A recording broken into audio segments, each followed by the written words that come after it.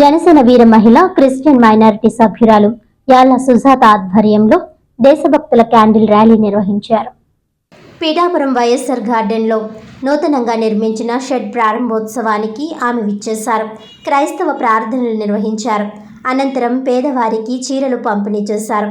ఈ సందర్భంగా దేశం కోసం ప్రాణాలు అర్పించిన వీర జవాన్ల కోసం క్యాండిల్ ర్యాలీ నిర్వహించారు.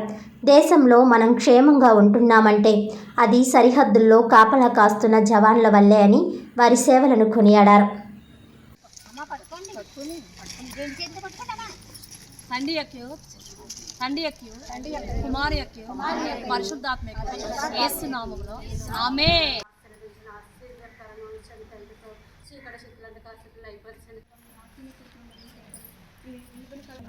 మంచిగా అభివృద్ధి చెందడానికి సహాయం చేయండి. మరి విద్యను ప్రేమించాలి, పంచిపెట్టాలని ఆస్పదించాలని తీసుకున్న ప్రతి ఒక్కరికి కూడా అది గొప్ప ఆశీర్వాదకరంగా ఉండడానికి సహాయం చేయండి.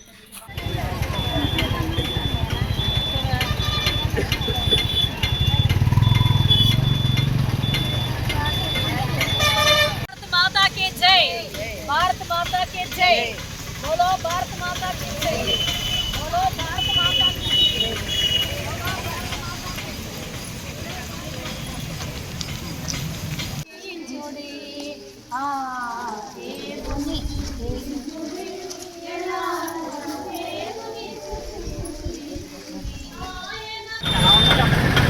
హాయ్ అండి, ఈరోజు 24వ తారీఖు లక్షవారం మన దేశం కొరకు పాటుపడి మరి కుటుంబం అంతా కూడా ఎంతగానో శోక సముద్రంలో ఉన్నారండి.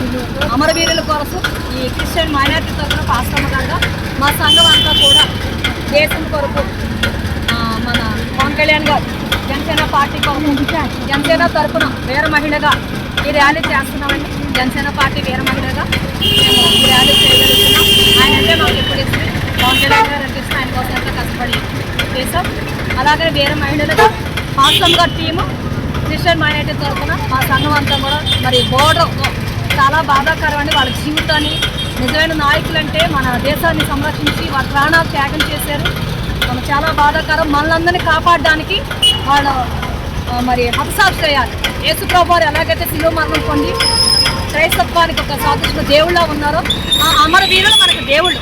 మన క్షేమం ఉన్నామంటే వాళ్ళ ప్రాణ త్యాగం చేశారు. మహాత్మా గాంధీ గారు, మన అయ్యప్ప వీళ్ళు వాళ్ళ స్వతంత్ర దినోత్సవం కొరకు వాళ్ళు మరి హతసాక్షులు అయ్యారు.